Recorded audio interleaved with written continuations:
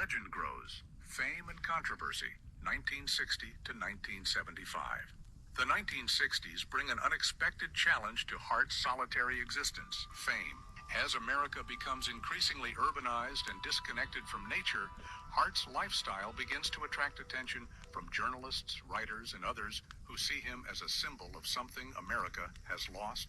The first magazine article about Hart appears in 1962, describing him as the last mountain man and detailing his remarkable lifestyle for readers who can barely imagine living without electricity and running water.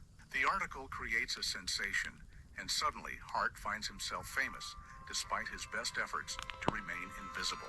Fame brings visitors to Hart's remote canyon, and not all of them are welcome. Curiosity seekers, journalists, and government officials begin making the difficult journey to Hart's homestead, disrupting the solitude that has been essential to his way of life. Hart's response is characteristically direct. He posts signs warning visitors away and makes it clear that trespassers are not welcome. But the attention also brings Hart into conflict with government agencies that are increasingly concerned about his complete independence from modern society. Forest Service officials question his right to live on public land. Game wardens investigate his hunting and fishing practices. Tax authorities wonder how someone can live completely outside the cash economy. Hart's legal battles during the 1960s demonstrate the challenges faced by anyone who tries to live completely independently in modern America.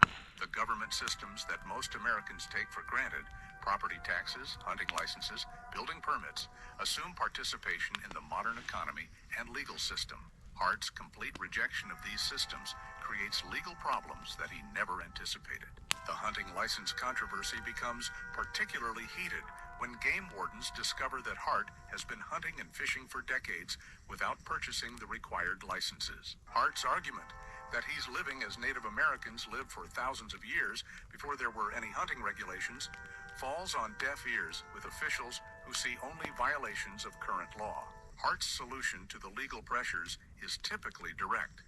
He becomes even more isolated and secretive about his activities. He develops techniques for avoiding detection by government officials and creates backup plans for continuing his lifestyle even if he's forced to relocate. But the legal pressures also force Hart to become more politically aware and articulate about his lifestyle choices. In rare interviews with sympathetic journalists, Hart begins to explain his philosophy and defend his right to live independently.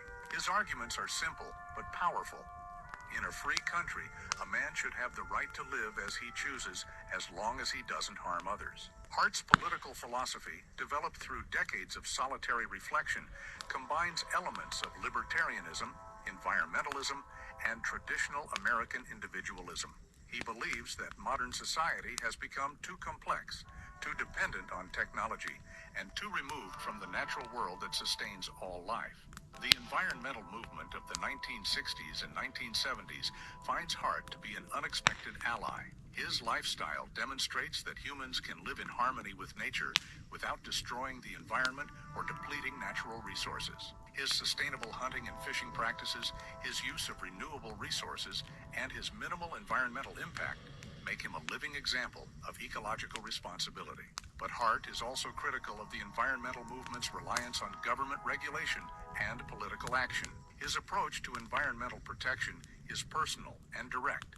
Live simply, use only what you need, and take responsibility for your own impact on the natural world. The counterculture movement of the 1960s also discovers Hart as a symbol of alternative living. But Hart has little patience for hippies and back-to-the-land enthusiasts who lack the skills and commitment necessary for true wilderness living. He sees most of the counterculture movement as another form of dependence.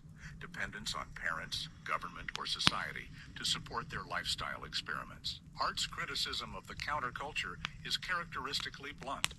If you want to live independently, learn the skills necessary for independence and commit to the lifestyle completely. Half measures and weekend experiments don't prove anything except that you're not serious about independence. The 1970s bring new challenges as Hart enters his 60s and begins to face the physical limitations that come with age. The demanding physical work of wilderness living becomes more difficult, and Hart must adapt his lifestyle to accommodate his changing capabilities. Hart's response to aging demonstrates the same practical problem-solving approach that has characterized his entire wilderness career.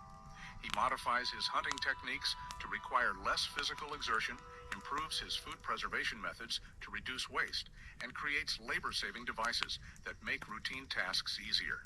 But Hart also begins to think about the legacy of his lifestyle and the knowledge he has accumulated during 4 decades of wilderness living.